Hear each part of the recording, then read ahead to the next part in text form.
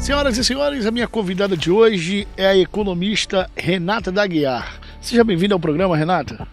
Muito obrigada, Braguinha. É um prazer enorme estar aqui com vocês hoje e poder falar um pouco dessa minha trajetória que me trouxe, de volta aqui para a capital federal. Renata, fala pra gente, você é carioca com sangue nordestino, uma linda e rica história por Brasília você carrega. Como é que começou isso? Bom, minha relação com Brasília é de longa data, Minha família veio morar aqui na época em que meu avô trabalhava com o presidente Costa e Silva. Meu avô criou a Assessoria Especial de Relações Públicas da Presidência da República.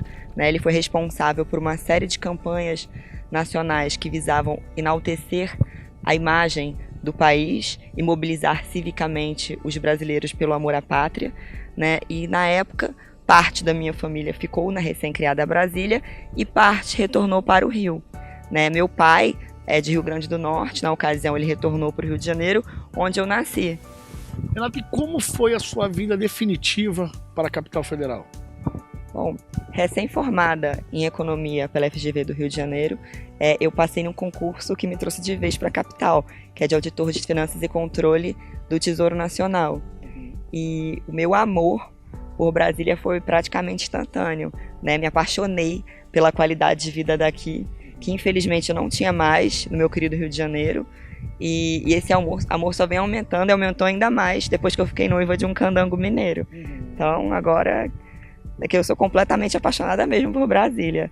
E foi engraçado que na ocasião, quando eu cheguei, minha tia, que foi parte da minha família que tinha ficado em Brasília quando meu avô morou aqui, assim que ela me buscou no aeroporto, eu ia olhando Brasília, aí eu falei, tia, tô apaixonada por Brasília. Aí ela, mas menina, você mal chegou na cidade. Aí eu olhei, mas tia, eu sei que eu vou ser feliz aqui. E ela brinca comigo até hoje. Ela, como é que você sabia? Eu falei, eu tinha certeza, tia. Renata, hoje eu sei que você gosta, muita gente sabe que você gosta de política. Como é que surgiu esse interesse pela política? Bom, cedida para a Câmara dos Deputados, meu interesse pela política começou a se tornar cada vez mais latente. Comecei a desenvolver um projeto chamado SO2, que é um certificado de qualificação política, é uma espécie de ISO para candidatos, e posteriormente me tornei presidente do Instituto Brasileiro de Renovação Política, que tem como missão auxiliar a sociedade por meio do diálogo sobre a importância da renovação política no contexto que estamos vivendo e também desenvolver o SO2. Realizamos o primeiro Fórum de Renovação Política em dezembro, na Câmara Federal, e eu posso dizer que foi um sucesso, e pretendemos esse ano realizar outros fóruns, porque entendemos que precisamos urgentemente acabar com esse estigma negativo da política. A política é um ato nobre quando vinculada ao conceito de bem e de virtude. Precisamos urgentemente acabar com o estigma negativo do termo política. Precisamos resgatar o debate político. O amadurecimento político do nosso país passa inevitavelmente pelo esforço e apropriação individual do nosso papel político. Renata, você acredita que ainda tem esperança para a política brasileira? Claro. Precisamos urgentemente acabar com esse estigma negativo da palavra política, Precisamos entender que a política ela é um ato nobre quando vinculada ao conceito de bem e de virtude, E é fundamental que a gente resgate o debate político. Para haver um amadurecimento político do nosso país, precisamos passar inevitavelmente pelo resgate do nosso papel político, individualmente falando. Então, o brasileiro precisa se sentir responsável. Não adianta não querer debater, não querer falar sobre política, porque não tem mais esperança. Porque se pensarmos dessa forma, realmente não vamos para frente. Para que a gente vá para frente, nós precisamos debater. E exatamente foi o que fizemos agora em dezembro, o primeiro Fórum Brasileiro de Renovação Política, exatamente para resgatarmos esse debate político que pretendemos continuar esse ano e convidar a todos os telespectadores para nos assistir. O último fórum foi na Câmara Federal, onde pretendemos realizar outros esse ano, e é fundamental para mantermos as nossas esperanças e debatermos política. Renata, aproveitando essa oportunidade, esse bate-papo, você hoje está dentro do Congresso Nacional. Você já viu muita sujeira na política? Bom, Braguinha, eu acho que eu não preciso estar dentro do Congresso Nacional para ter visto muita sujeira na política, né? Acho que todos nós temos visto muita sujeira. Renata, fala pra gente como é a responsabilidade de carregar no sangue o nome Floriano Peixoto. Afinal de contas, você é sobrinha neta do nosso segundo presidente da República, que deixou uma marca. E uma marca consolidada, né? E hoje você carrega Floriano Peixoto. Fala pra gente aí como é que é isso. Bom, Floriano Peixoto era padrinho e tio do pai da minha avó, que também se chamava Floriano Peixoto. Minha família tem essa tradição de repetir nomes, né? Meu pai Hernani, meu irmão Hernani, meu avô Hernani, esses são os Hernanes da família. E essa responsabilidade, ela foi crescendo na medida em que eu mergulhei na história do nosso país, né? Porque nossas raízes se confundem com a história do nosso país. E desvendar a história é desvendar a si mesmo. Renata, hoje o seu currículo é de fazer inveja para qualquer um, né? A sua história profissional, ela começa no Tesouro Nacional, é isso? Bom, obrigada. Na realidade, a minha história profissional começa antes do Tesouro Nacional, né? Nós estamos acostumados a ver um espetáculo, né, e aplaudir quando as bailarinas estão dançando, mas muitas vezes a gente esquece de aplaudir os calos nos pés que possibilitaram aquela dança com tanta perfeição, né? Então eu gosto muito de aplaudir os calos. E meu pai é engenheiro e eu me formei em economia, a contragosto do meu pai. E na época, recém-formada, eu trabalhava no mercado financeiro. E o mercado financeiro na época era moda, né? E eu gostava de trabalhar no mercado financeiro. Recebi uma proposta de ir para Nova York na época. E ali foi a minha primeira decisão difícil. Eu não queria abandonar o Brasil, morar longe da minha família de novo. Você parou para pensar mesmo? Eu parei para pensar, foi uma decisão muito difícil. Aí tomei minha decisão, voltei no banco onde eu trabalhava e pedi demissão. Como aqui os economistas vão entender, né? Para mim não era ótimo de Pareto continuar trabalhando num lugar onde eu poderia estar no coração do mercado financeiro se eu tivesse ido para Nova York. Então, eu pedi demissão, voltei para minha casa e falei para meu pai, pedi demissão.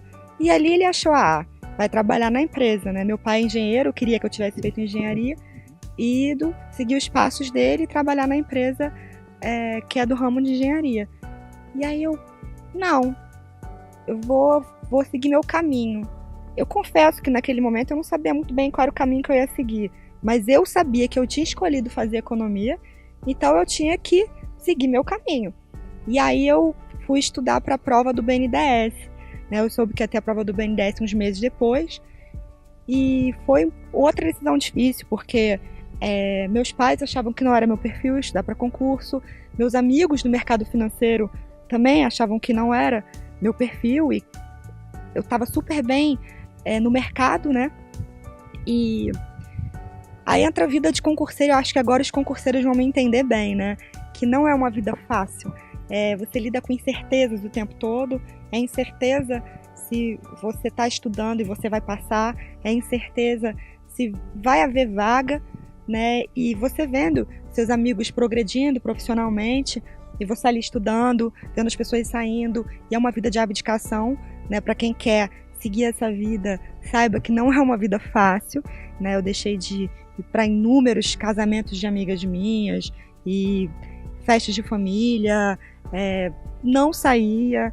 Foi um tempo realmente de abdicação. Recebia propostas de emprego e estava certa que eu tinha que seguir aquela minha decisão, né? Porque eu vejo muita gente começa a estudar, né, e fica cansado ao longo do caminho, porque não é só disciplina, não é só estudo, é muito além, tem que ter um equilíbrio emocional muito grande.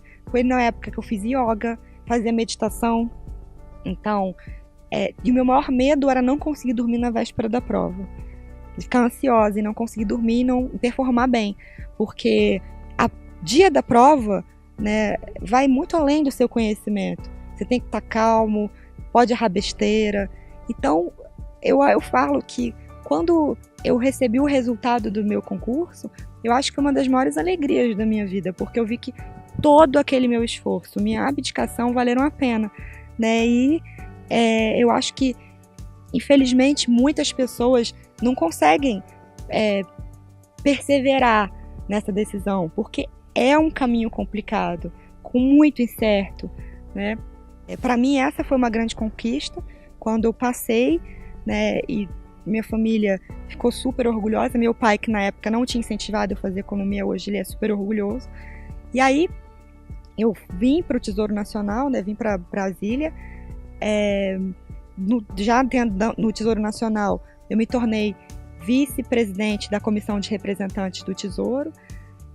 Ainda no Tesouro, fui convidada pela Embaixada Francesa para fazer um curso de gestão pública na École Nationale d'Administration, em Paris, e posteriormente fui cedida para a Câmara, onde eu estou atualmente. Renata, hoje tu te considera uma mulher ousada? Considero. Eu tomei decisões na minha vida, muitas vezes contrárias às que a minha família gostariam que eu tivesse tomado, né? E muitas vezes eu pensei em voltar atrás, mas como eu tinha tomado aquela decisão, eu tinha me arriscado naquele caminho, eu seguia firme a minha trajetória, né? Muitas vezes insegura, mas elas iam dando certo. E eu continuo tendo essa mesma postura diante da vida. Eu tomo minhas decisões baseadas no que eu realmente acredito, independente da opinião dos outros, do que a sociedade espera que seja o melhor para mim. Eu, particularmente, Renato, já entendi, você sempre foi uma menina determinada, você foi uma pessoa ousada, mas em algum momento, para você conquistar de fato o que você tem conquistado, tem nas mãos hoje, você pensou em desistir? Olha, eu não posso falar desistir, mas muitas vezes eu fiquei insegura. Mas eu tinha em mim que eu tracei uma meta e eu podia mudar o percurso para chegar naquela meta. Né?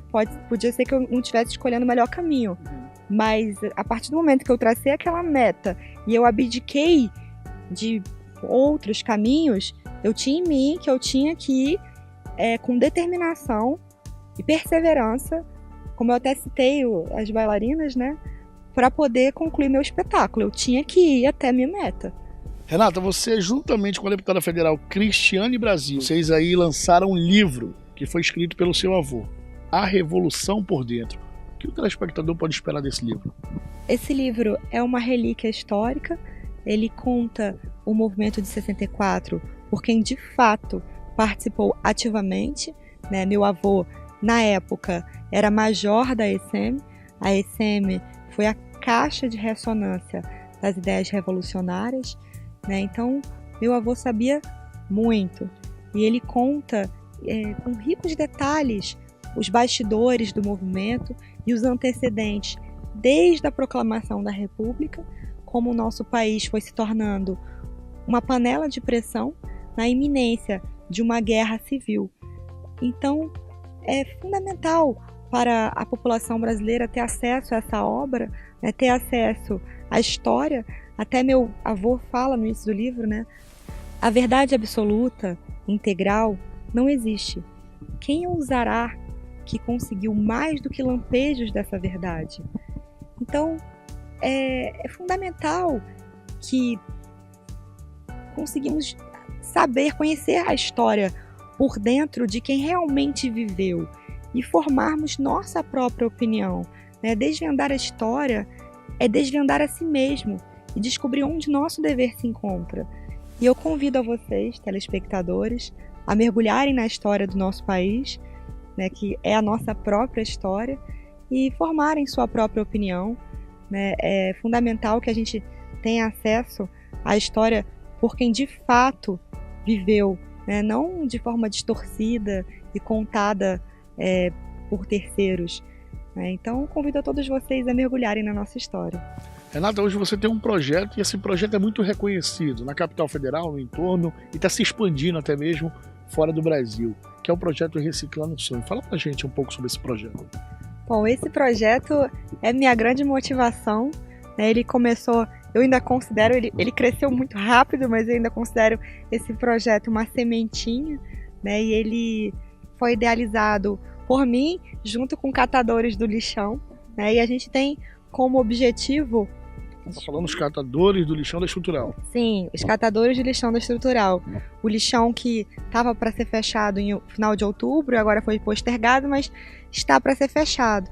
E foi idealizado junto com os catadores do lixão e tem como objetivo descobrir talentos escondidos por detrás de muitos que começaram pequenos no lixão e não sabem outro ofício, né? Então, na verdade, esse era o objetivo inicial do projeto, né? A gente foi em faculdades e em outros lugares da palestra com eles, né, sobre a importância da separação do lixo, e os palestrantes são os catadores e é impressionante ver como eles progrediram nesse processo, e com isso a gente conseguiu parcerias, cursos de capacitação, o SEASA faz doação de verduras e frutas semanalmente, né, para a comunidade de Santa Luzia, e tivemos oficina de pães, biscoitos de Natal e outras, né, que estão por vir,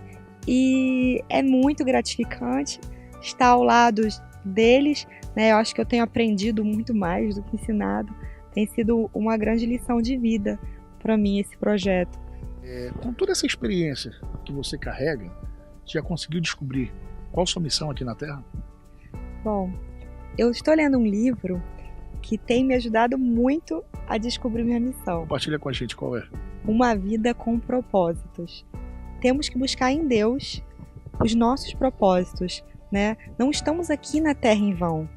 E acredito que quando estamos ao encontro da nossa missão, muitas portas vão se abrindo.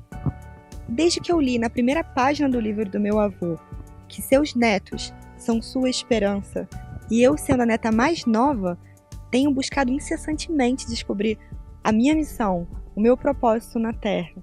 E de uma coisa eu tenho certeza: de tudo farei para termos um Brasil melhor. Renata, muito obrigado por você ter nos recebido aqui, tá certo? Eu espero que você continue com esse objetivo de se doar, né, de semear e ajudar cada vez mais o próximo, como você tem feito, tá certo? Obrigado, Braguinha, foi um prazer enorme estar aqui com vocês hoje, dividindo minha experiência, né, com vocês, e muito obrigada a todos por estarem nos assistindo, e tenham um ótimo sábado. Beijo, Brasília! Tchau, tchau!